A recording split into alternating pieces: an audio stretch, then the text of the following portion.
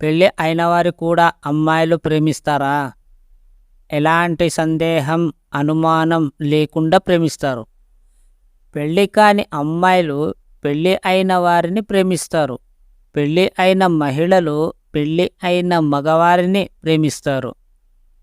అవకాశం దొరికితే అందుకుంటారు కూడా. ఇందులో ఆశ్చర్యం ఏమీ లేదు. సైకాలజీ ప్రముఖుల చెప్పిన దాని ప్రకారం కొంత వయస్సు, కొన్ని విభేదాలు లేదా ఎదుటివారి విపరీతమైన తెలివి, అందం, నడవడిక, మాట తీరు, డబ్బు, లేఖితనం కూడా కొందరిని ఆకర్షిస్తాయి. మరియు ఎంతటి స్టార్ హోటల్ అవ్వనివ్వండి, షడ్రుచుల భోజనం అవ్వండి, 3 పూటలు 7 రోజులు పెడితే ఎవరికి నచ్చదు. అలా అని వారికి ఇష్టం లేదు అని కాదు. కేవలం ప్రతిరోజు ఒకటే చూడటం మామూలుగా మనిషి ఇష్టపడడు. ఆ క్రమంలో ఇష్టపడటం తప్పు కాదు.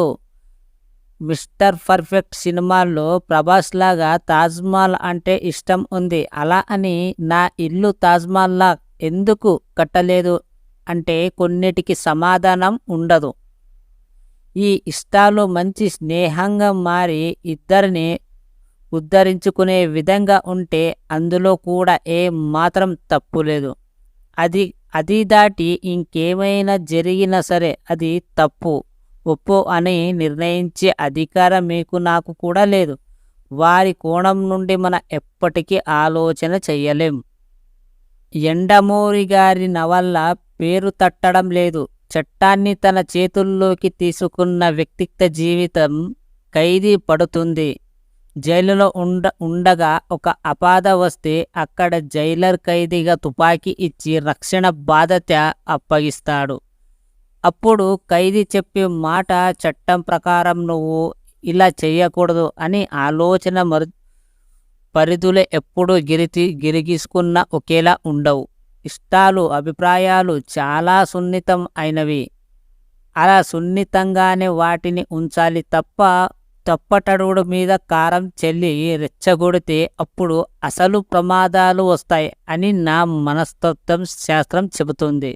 అది మంచిదైనా చెడుదైనా, మీకు మంచి కొట్టినా మంచి కొట్టకపోయినా, ఒకటే ఫుడ్ తిన్నా కూడా అడ్జస్ట్మెంట్ కావాలి.